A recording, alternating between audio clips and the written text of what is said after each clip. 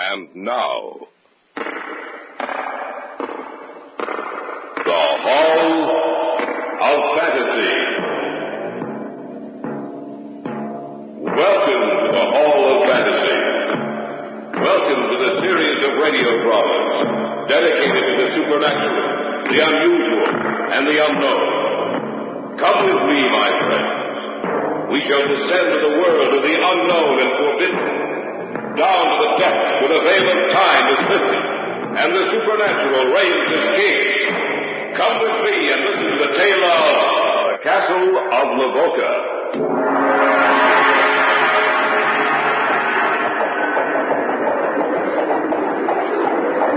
One night, shortly after sunset in the dead of winter, they say a carriage drove through here. A carriage drawn by 4 cold black horses. The carriage, too, was black, and the driver was clothed in a livery of black. He whipped the horses and drove them as if his life depended on it. Get up there! Get up! No one saw who rode inside the carriage, but on its heels there ran a pack of snarling, howling wolves. He said that Drago, Baron of Lavoca, was going to make a pact with Satan himself.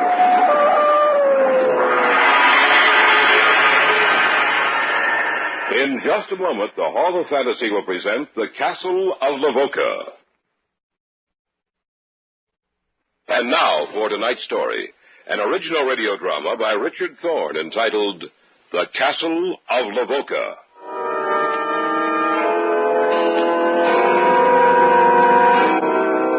We were on vacation in Europe. It was a warm summer's day. Doris and I had cycled out from town, intending to find some inn along the way at which we'd spend the night. What time is it, Grant? Let me see. It's about 4:15, Doris.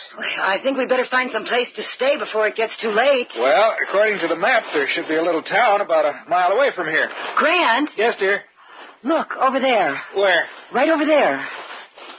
Hey, why, it's an old feudal castle. That's just what it is. Hey, let's stop a minute. Right. Well, will you look at that? Oh, I've never seen anything like it. It looks like like history come to life. A walled fortress. Look at those 3 towers rising up from the walls. The whole thing seems to have been built in the form of a triangle.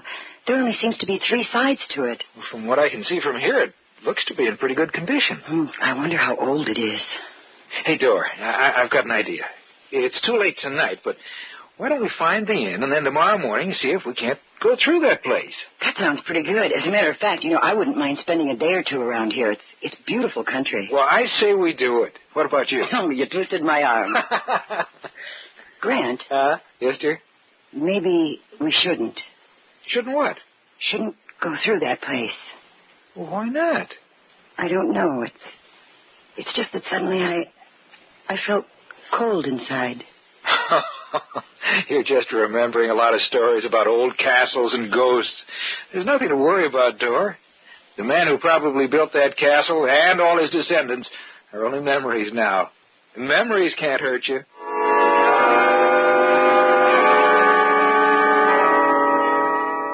When we had first sighted the castle, I was quite surprised, because there was no indication of its existence on the map I carried.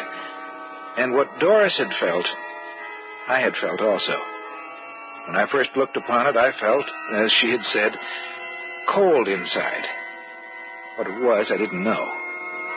But that feeling had passed, and the only feeling I had was one of enthusiasm for the adventure that was to come the following day. About a mile from the castle, we found the town indicated on the map, a little place called Lavoca. It was no more than a village with a population of a few hundred. The inn was on the other side of the town, and as we pedaled through, the townspeople looked at us curiously. It took us only a few minutes to reach the inn and to enter it. A tall, dark man sat at a table, and he looked up as we passed him. Then he turned away again, obviously lost in thought. We were in a large room full of tables. There was no such thing as a reception desk, save for the bar at one side of the room, which served a double purpose, a bar and a registration desk. A large man with pounds of extra flesh stood behind it. Are you the proprietor? Do you understand English? I do. I was afraid... But I wouldn't. It happens that I do. Well, we'd like a room for 2 or 3 days. I hope you have something. All of my rooms are empty save one. It is occupied by the man you passed on your way in. I would be able to accommodate you. You are American? Yes, that's right. I'm surprised to see you with the world so close to war. We won't be in this one. Perhaps. I do not have many visitors these days. The hospitality of my inn is offered to you. If I may be of service to you while you are here, please let me know. As a matter of fact, you can. In what way? Well, we passed an old castle on our way here. Do you think it'll be possible for us to... You must mean Lavoca Castle. Why, don't know its name. It's laid out in the form of a... triangle. Yes. Yes, I know the castle. It has a particular significance to the people of this area. Well, can you tell us anything about it? Later. After you've had the evening meal, you shall hear of it. Come. I shall show you to your room.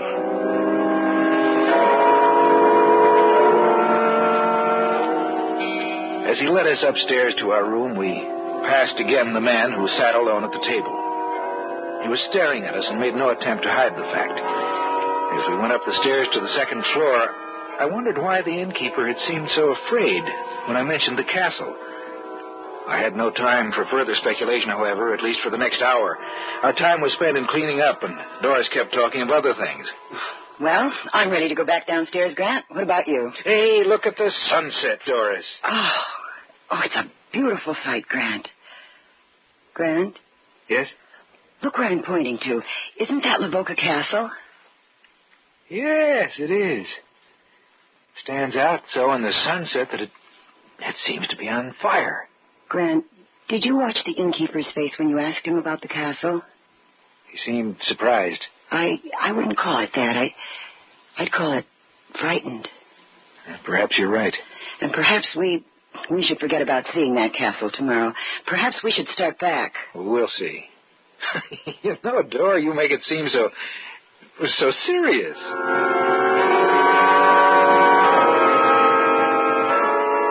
We stood there by the window, looking out at the medieval structure that stood there at the base of the mountains. That afternoon, when we had first seen the castle, it had seemed to be a beautiful relic of a dead past. But as we watched it, bathed in the redness of the setting sun, it seemed to be a mass of molten rock. Little by little, the sun slipped down, and the gray shades of dusk moved out towards the castle, advancing slowly, covering the walls with the dark shadows of night. And then it was gone from our sight, swallowed up in the darkness. I had a fantastic thought for a moment that Lavoca Castle was the dwelling place of death. The meal was excellent, and we were both quite hungry. At length, it was over, and our host walked over to us. Some brandy, perhaps? Not for me. And you? Or perhaps later, not now. If you do not mind, I shall join you. Yes, of course. You say you wish to know about Lavoca Castle. Would you object to another at this table? I mean, another besides myself. Oh, no, of course not. Marek? Yes? Marek, come here. What do you want? They desire to know of Lavoca Castle. There are strangers here? Yes, you must have seen us come in this afternoon. You were sitting right over there at that table. Oh, yes, I remember. Please, sit down, won't you? Thank you. Yes, I know of the castle.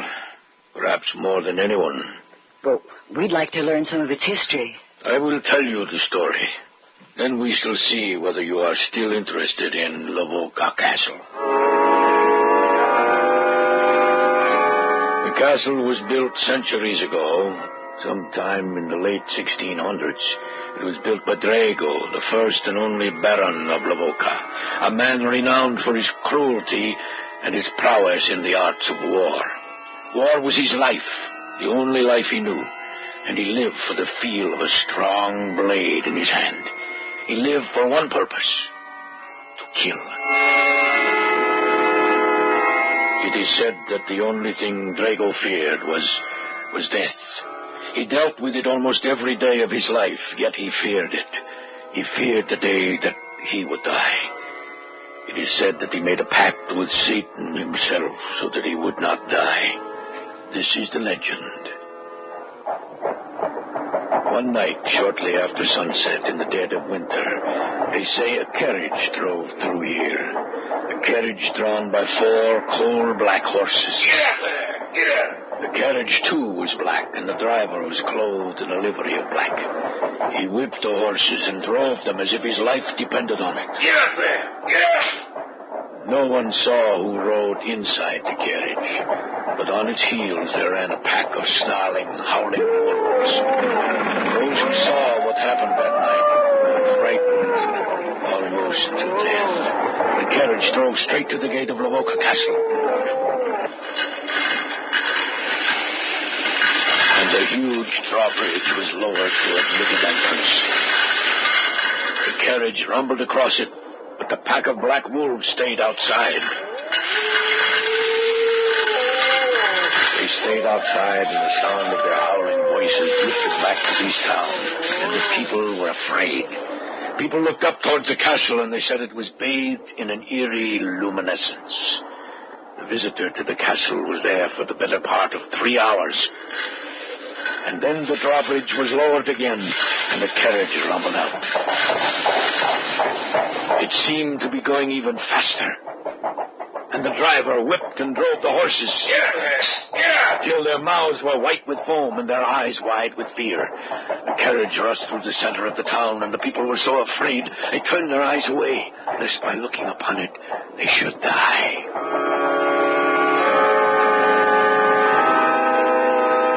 There were those who said they heard the sound of a crying baby coming from inside the carriage, but they thought they were mistaken. The following evening, the news was brought to them that the Baron's son had disappeared and was nowhere to be found. And as the man stood before them, telling the townspeople of what had happened, the shadows grew together in the night, and from the distance they heard.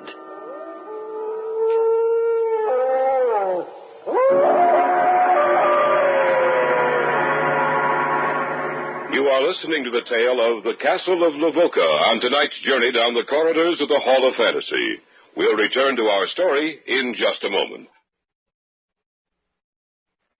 And now back to tonight's story, entitled The Castle of Lavoca. We sat there around the large oak table and listened to a story so fantastic it defied description. There were 4 of us in that room: the innkeeper, Doris, and myself, and Mark, the storyteller. He continued with his story. The shadows grew together in the night, and from the distance they heard the howling cry of a wolf. The face of the Baron's servant blanched with fear, and he turned and made his way back to the castle. He never reached it alive. Well, of course, this is nothing but legend. Isn't that right? It is legend, yes, but it is also truth. But it can... What Marek says is true. I would stake my life on it. Let him go on with the story. I'd like a little brandy first. I thought perhaps you might.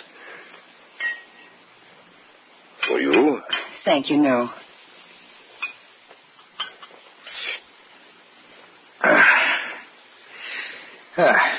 Now then, go on with your story. By your leave. As I said, they found the servant outside the castle gate, and there was a great uproar about his death. But the Baron issued an edict that it was never to be discussed. And of course the people obeyed him, for by now they lived in superstitious fear of the Baron. I must add that the night the carriage appeared, that night the Baron's son was carried away. The war began. Of course, the Baron went off to the war and distinguished himself in the field. The war was over in due time, and the Baron returned to Lavoca Castle. He lived a quiet life in the years that followed. But 21 years to the night his son disappeared, it happened again. Again, it was a cold winter's night. The snow crunched under your feet, and the air was brisk and biting. From the north, the wind began to blow. Then from out of the night, the carriage appeared again. It was exactly the same as that which had happened 21 years before. Get up! Get up there! It was the same driver, the same carriage, and it even appeared to be the same horses. It flashed through the town and up the road leading to the castle, and in the back of it, the devil dogs ran, snarling and howling. Until the carriage rolled into the castle, and they sat outside as they had a generation before. But it was not for long, for in a few minutes the carriage appeared again. Get up there! There was no doubt about it this time, for very clearly the townspeople heard... No, let me go! Let me go! In the name of...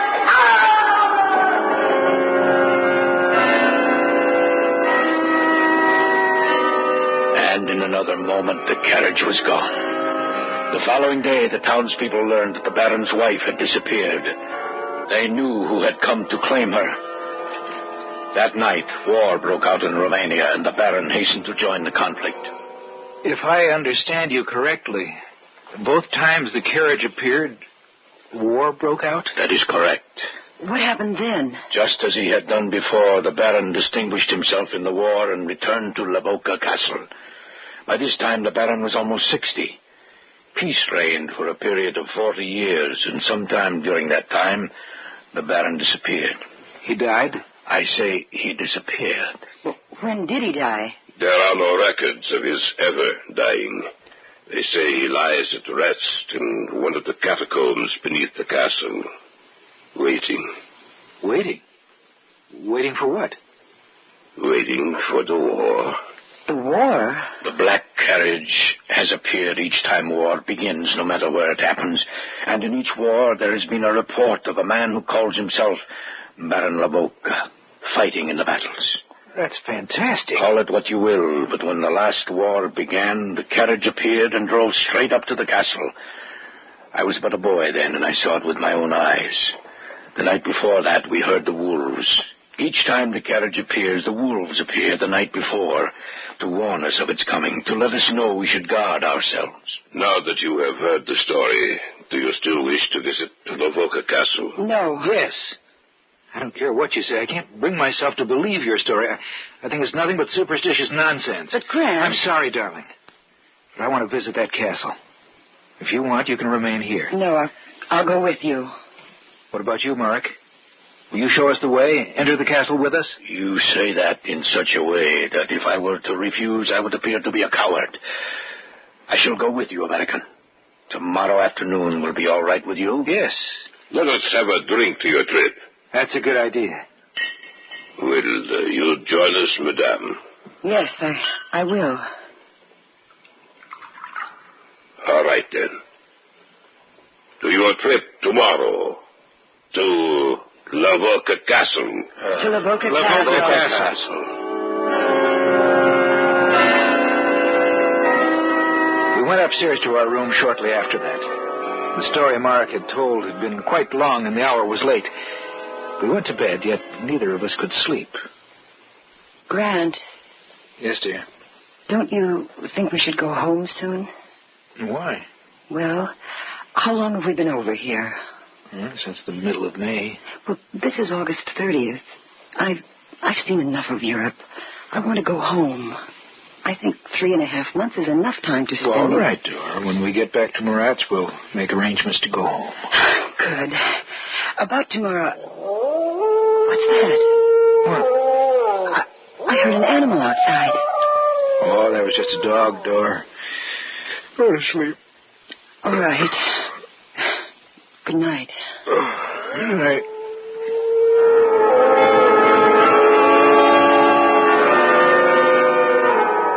It was the following afternoon. For some reason, we hadn't been able to get started until late in the afternoon. It was after 3 o'clock when we started out. We discarded our bicycles in favor of horses, which Mark had been able to procure for us. The trip up to Lavoca Castle was uneventful, and within an hour we stood at the edge of the drawbridge, looking into the courtyard. Shall we go across? Of course. It doesn't show any signs of age. It has been perfectly preserved. I'll take you on a tour of the inside. We can leave the horses here. I'll give you a hand, Doris. That's all right, Grant. I can manage. All right. Now, just follow me. Mark led across the courtyard and into the gray building. The huge wooden doors were slightly ajar at the entrance, and with an effort, Mark pushed them open and led us inside. We were in a huge hall, which must have served as both a reception hall and a dining place. From there, he led us into the Baron's chambers, his wife's, which formed two sides of the massive triangle. Members of the retinue must have occupied the third side of the triangle. We visited each of the three towers which looked out across the countryside, giving a clear view of anything approaching. And then Mark led us down into the cells beneath the castle. Coming finally to another stairway, he turned to me. This leads down into the catacombs. Well, let's go down and take a look at them. Perhaps we'd... Oh, nonsense, Dor. We both have flashlights. I see you brought a gun, Mark. Nothing could hurt us. Let's go. All right. Oh, it seems colder down here. Yes, it does. I shall show you where they say Drago is sleeping. What time is it, Grant? Well, it's 7:30. Yes, we have been in the castle for several hours. We have been down here in the lower sections where there is no light for over an hour. I shall show you the Baron's resting place, and then we shall return to the inn. This is the chamber where he sleeps. Oh, Grant, there is someone in here. This isn't a joke, is it, Mark? I have never been down here before. It is no joke, as you call it. I want to have a look at him. No, Grant, don't. I can't believe it. This man seems to be sleeping, yet he's not breathing. Let's get out of here, Grant. All right. I've been nervous ever since I heard that dog last night. You say you heard a dog? Yes. There are no dogs in this area. No animal will come within miles of the town and castle. The animals fear it. That was no dog you heard last night. You mean? We have no time to lose. We must get out of here. Follow me. Yes. It was the warning you heard. I knew we shouldn't have come. Don't worry, Dor. We'll get out of this. I wish I felt that sure. The horses are out in the courtyard. It won't be long now. The horses are on the other side. Oh, they're gone. What are we going to do? Quiet.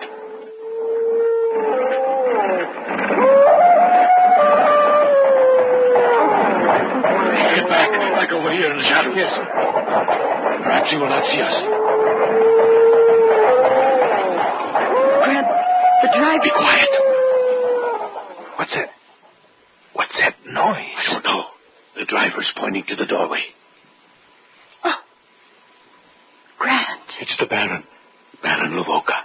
He's walking towards the carriage. Quiet. He's looking this way. Oh. He's turning away. He's getting into the carriage. Get up! Get up there!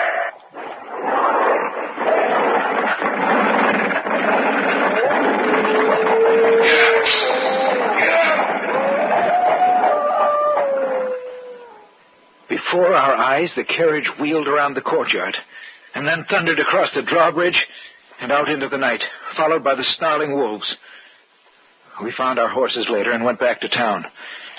When we returned to the inn, the innkeeper was relieved to see us. The carriage drove through here a while ago. I thought you'd all be dead. Providence must have had an eye on us. Well, it will happen tomorrow. What will happen tomorrow? The war. The war will begin. The innkeeper was right. The night we saw the carriage in the courtyard of the Castle Lavoca was August 31st. On September 1, 1939, the Germans marched into Poland and the Second World War began.